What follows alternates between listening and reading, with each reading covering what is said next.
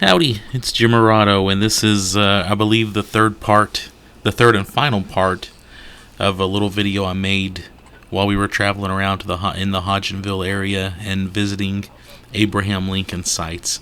And this is us about to leave that great museum in Hodgenville. We're pulling out and about to drive on down the road, and I'm going to keep this video kind of short because, like I said, we're going to the national park site, the actual Abraham Lincoln birth site. Again, just so you can get an idea of how close everything is, I'm just going to keep the camera rolling as we go on down the road.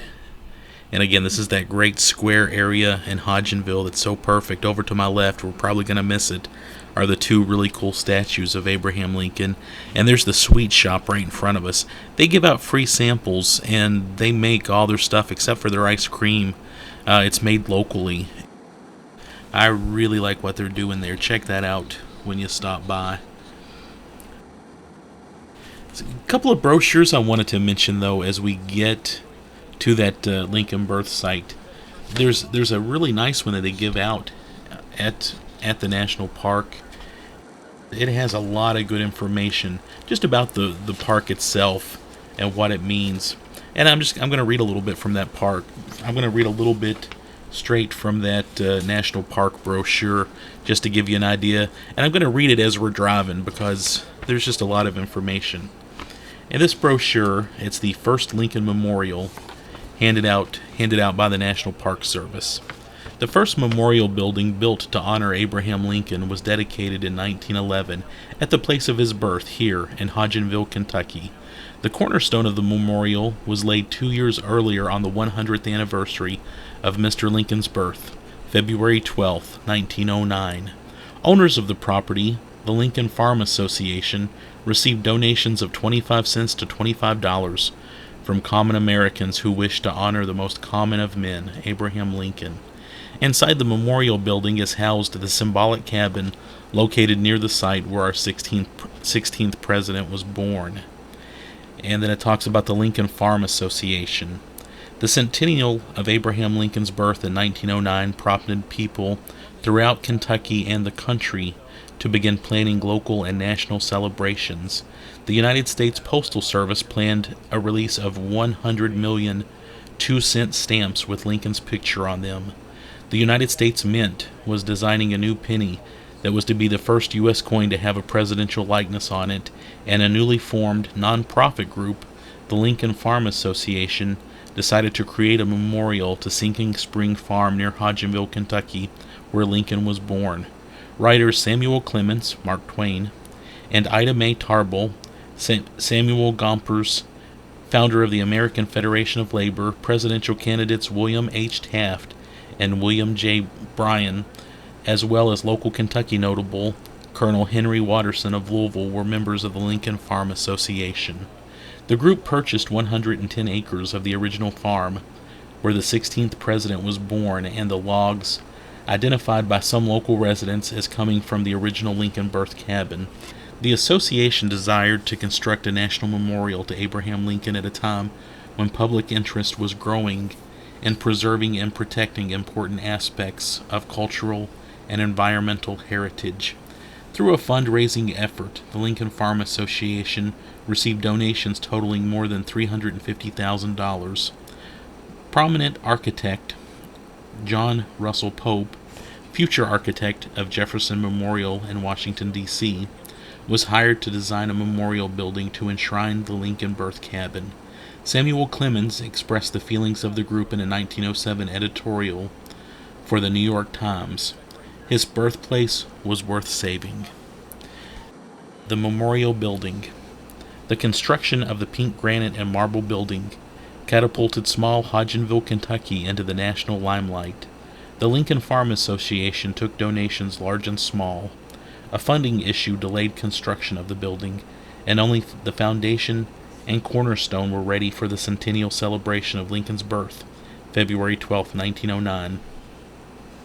On that day, President Theodore Roosevelt spoke of this rail splitter whose rise was by weary and painful labor, lived to lead his people through the burning flames of a struggle from which the nation emerged purified as by fire. born anew to a loftier life. The construction continued for 2 more years as architect John Russell Pope incorporated the architectural neoclassical style, which earned him the label Last of the Romans. He included symbolism into the building as exhibited in the 16 rosettas on the ceiling to represent Lincoln's place as the 16th president, and 56 steps leading up to the building, one for each year of Lincoln's life. The memorial building at Abraham Lincoln Birthplace National Historic Park was constructed 11 years before the Lincoln Memorial in Washington, D.C.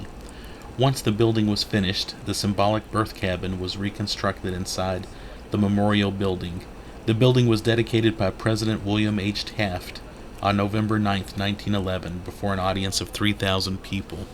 And I think that's really cool, reading about the presidents and, Samuel Clemens and people like that being there. I just think that's great. And on the back, it actually goes on in a section, the presidential attention. Abraham Lincoln Birthplace National Historic Park continued to receive national attention. On February 12, 1909, Theodore Roosevelt came for the laying of the cornerstone ceremony. Upon completion of the memorial building, President Taft gave the dedication speech on November 9, 1911. In 1916, President Woodrow Wilson, on behalf of the American people, arrived to receive the cabin, memorial building, and land as a gift from the Lincoln Farm Association. In 1936, President Franklin D. Roosevelt visited the park to celebrate Flag Day. On April 23, 1954, President Dwight D. Eisenhower was the 5th president to visit Lincoln's birthplace. Over 8,000 people attended the occasion. President Eisenhower spoke of how Lincoln seemed to represent all that is best in America, in terms of its opportunity and the readiness of Americans always to rise up and exalt those people who live by truth, whose lives are examples of integrity and dedication to our country. And as you can see, we're going into the park right now, and I wanted to, hopefully I have enough time to read this one, The Symbolic Cabin. Although the National Park Service questioned the authenticity of the cabin logs shortly after it began administrating the site in 1933, an article by Lincoln scholar Roy Hayes in the Abraham Lincoln Quarterly titled, "Is the Lincoln Birthplace Cabin Authentic?" published in 1948, brought national attention to the controversy. Mr. Hayes believed that the cabin was not the original birthplace, and that the logs from Lincoln's fellow Kentuckian and the former Confederate President Jefferson Davis might be mixed with any original logs from the Lincoln area. In 1860, a local delegate of the state Republican convention, and I'm sorry about the camera work here, but and by the way, here's the Lincoln Family Bible that they show kind of in the visitor center there. Pretty significant relic there, and I always love seeing that. And I'm sorry, I'll continue. Mr. Hayes believed that the cabin was not the original birthplace, and that the logs from Lincoln's fellow Kentuckian and the former Confederate President Jefferson Davis might be mixed with any original logs from the Lincoln area. In 1860, a local delegate to the state Republican convention visited the Sinking Spring Farm and reported that no cabin was on site. Likewise, in 1865, an artist for a Cincinnati publishing firm and a correspondent from a Philadelphia newspaper visited the site and found no vestiges of the Lincoln cabin. How then did the Lincoln cabin reappear? In 1895, a New York-based entrepreneur named Alfred Dennett purchased the Lincoln property near Hodgenville and a cabin from a nearby farm. Dennett's plan... I'm sorry, I'm trying to watch the video and read this. I'll stop doing that. Dennett's plan to develop both into tourist attractions fell through, and the Lincoln Birthplace Cabin, as it was then known, was taken to the Tennessee Centennial Exposition in 1897 and exhibited alongside another old cabin claimed to be the birthplace of Jefferson Davis. Both cabins traveled to the 1901 Pan American Exposition in Buffalo, New York. And by the way, there's the big memorial with the cabin inside. From there, the cabins were shipped to Coney Island, where the logs became intermingled. Later, all the logs were moved to Long Island, New York. In 1906, the Lincoln Farm Association was created. They purchased the logs for $1,000 and shipped them back to Kentucky with much fanfare. Arriving in Louisville in June 1906, The logs were erected in a local park and then dismantled and placed in storage until the completion of the memorial building. In 1911, the logs were reassembled, creating the cabin, which now stands inside the memorial building. The article by Roy Hayes had brought about a flurry of research activity. The director of the National Park Service at the time concluded that there simply wasn't any trustworthy recorded evidence for authenticity of the cabin. Finally, in 2004, a special dendrochronology study conducted by the University of Tennessee dated the cabin to a time period around 1848. This proved that the cabin was actually 39 years too young to have been the cabin in which Abraham Lincoln was born. And just so you know, right here, I'm kind of filming, that's the cabin, that's the famous legendary cabin inside. And with COVID, they have kind of walled it off. You can usually walk all the way around and get a good look at it, but today we were not able to do that. So anyway, today the National Park Service refers to the cabin as being symbolic or representative of one which stood on the rise above the spring on that winter day in February 1809, in which one of our country's most memorable presidents was born. And I'm going down to the springs here, and this is kind of another cool part of the park where you can go and see where the Lincoln family would have gotten their water. And this is, they should sell water from this. They should make a much bigger deal out of it.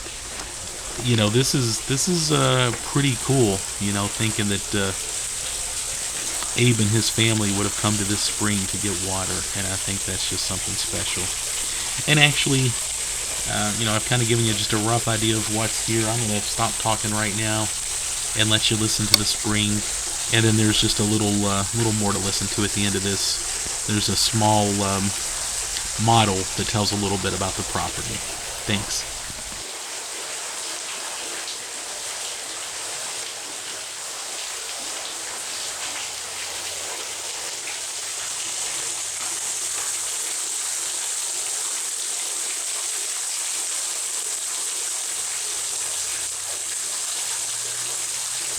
Oh yeah, and here's the Nancy Lincoln Inn, which used to be a nice gift shop. Now it's kind of ran down and vacated at the moment. I'm sure they'll do something else with it soon. But from the historical marker, the Nancy Lincoln Inn is a symbolic of devotion to Abraham Lincoln's family from the early days of auto tourism. In 1928, James R. Howe built the inn, named in honor of Lincoln's mother, to accommodate increasing numbers of motorists who were coming to rural Kentucky to visit Lincoln's birthplace and the memorial building. Howe, a descendant of Kentucky pioneers, constructed the inn and 4 cabins with large chestnut logs and red pine flooring.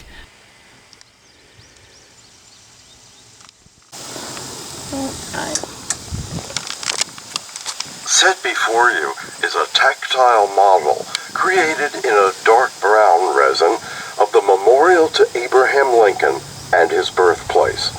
The actual memorial is in front of the model, about 500 feet away across a grassy area. Please note, restrooms are located in the visitor center, behind you and to the right, about 400 feet away.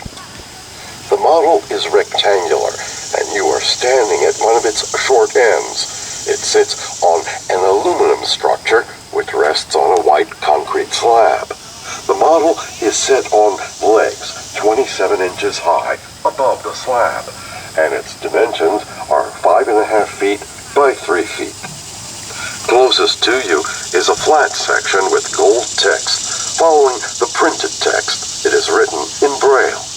The text reads, "Here over the log cabin where Abraham Lincoln was born, destined to preserve the Union and to free the slave, a grateful people have dedicated this memorial to unity, peace, and brotherhood among these states, with malice toward none, with charity for all." To the right is the logo indicating the availability of audio description. 2 blocked letters in gold within a square, an A and a D, and to the right of the curve in the letter D are 3 curved lines. Following it is another gold square, and within it is the logo indicating the availability of assistive listening. The image in gold is of an ear. On an angle from the bottom left of the square are 4 dots with 2 on either side of a short line extending up to within the ear. Outside the ear at top right are 2 curved lines just beyond the curve in the top of the ear. Beyond the flat area with text, the model emerges from its base in a gentle slope, mimicking the long row of steps which lead up to the temple-like memorial. 56 steps, 1 for each year of Lincoln's life. The memorial is centered on a wide, flat, rectangular base. Within this structure is the symbolic cabin birthplace of Abraham Lincoln. Feel free to use your hands to trace the row of steps rising toward the memorial. The memorial is a building in the neoclassic style, a cubical shape approximately 49 feet wide and 37 feet deep and 35 feet high, about as high as a 3-story building. It has 6 columns at the front, with 3 each on either side of the entrance. The columns support a rectangular block, and above it, the building extends to its top, a low, triangular, pink granite facade.